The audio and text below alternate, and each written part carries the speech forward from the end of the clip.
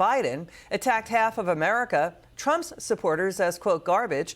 Top Harris surrogate Mark Cuban calls women who support Trump dumb, stupid, weak. For more on this new controversy, let's welcome Trump 2024 National Press Secretary Karoline Leavitt and Fox News contributor and author Tammy Bruce. Thank you both for joining us tonight. Let's get to you, Karoline. Can you really say Second Lieutenant National Guard member, former Congresswoman Tulsi Gabbard, who served in Iraq, is dumb and weak? Governor Sarah Huckabee, too. Attorneys Kellyanne Conway, who graduated magna cum laude, and Kayleigh McEnany, who graduated from Harvard. They're all dumb and stupid and weak? Well, according to Kamala Harris's top surrogate, Mark Cuban, yes, they are. And these comments by him today were incredibly insulting, not just to the hundreds or the thousands of women who are working for President Trump across the country right now on his campaign. By the way, our campaign is headed up by a woman, Susie Wiles. Our transition team is headed up by a woman, Linda McMahon. And the RNC, President Trump personally tapped a woman, Laura Trump, to lead that effort. And it's also incredibly insulting to the tens of millions of American women who are supporting him and casting their ballots for him in this election because they want a secure border. They want a president who's going to protect them and their family from illegal immigrant criminals. And they want a president who's going to put more money in their pockets and restore the American dream for their children. And I am also one of those proud women who works for President Trump and is proud to vote for him. And I know there are many others across this great country. Shame on Mark Cuban, and Kamala Harris needs to come out and condemn these remarks. Yeah, no apologies, nothing. What do you think, Tammy? What's fascinating for me here is that every now and then you get the curtain pulled back. A remark like this is not just done, out of the air, just like it's an accident. This is a message, or at least a trial balloon, by the Harris campaign.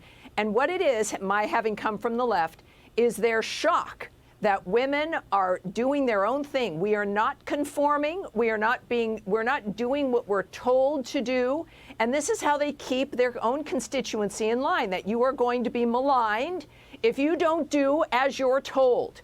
That is the misogyny. My very first book was about the sexism, racism, and homophobia on the left in the Democratic Party, that it is about controlling people through identity politics. And if you stray, if you think for yourself that you are going to be smeared, and this is part of that. Now, what's interesting, so close to the election that they felt the need to do that.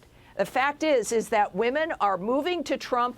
They like him because of his policies. We care about the future, our own lives, the lives of our family. The fact that we need a future that we can rely on, that is only going to be delivered by Trump. And I think many American women are realizing that they have been taken to the cleaners by the Democratic Party, that they've been treated like they're just supposed to be expected in what it is they're going to be doing. Yeah, it's the intolerant parties of claims of tolerance. You know, the media has continuously attacked Trump voters through the years. Take a listen to this. White Republican suburban women are now going to vote Republican. Why? It's almost like roaches voting for Raid, right? It's not surprising then that they get better. They claim to guns or religion or antipathy towards people who aren't like them, and a way to explain their frustrations. If you voted for Trump, you voted for the person who the Klan supported. You voted for the person who Nazis support. You voted for the person who the alt-right supports.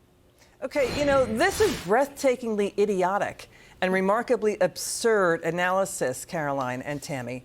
I mean, it's like they're in a bubble. They're in the amen corner talking to each other, reinforcing their dumb opinions. So now, Karoline, Trump is suing CBS for tell me the dollar amount. He's suing because of that $10 billion over the CBS 60 Minutes interview. What happened? We are suing CBS. President Trump is, because they deceptively edited his interview, took his words out of context. And you cannot call yourself an unbiased news organization and then do that to the leading presidential candidate ahead of an election. They deceptively edited Kamala Harris. Is it suing over the word salads being edited out of the Kamala Harris interview or the interview with Trump? Suing Kamala Harris's interview. Thanks for clarifying that, Liz. Okay, so Tammy, final word. Yeah, I think that this is the way to move, is to take action when things are being done to you that are inappropriate. You don't let things slide. They've got control of media, and they use this horrible rhetoric, but the American people have had enough. I think that's clear. Karoline Leavitt. Tammy Bruce, thanks for joining us tonight. It's good to see you.